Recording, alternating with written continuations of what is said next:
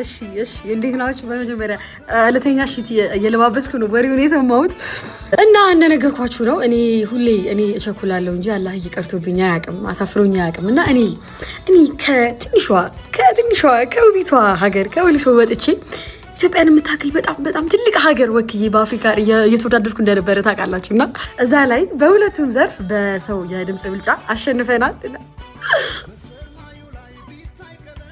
እንኳን ደስ ያላችሁ፣ እንኳን ደስ ያለን ለማለት ነው።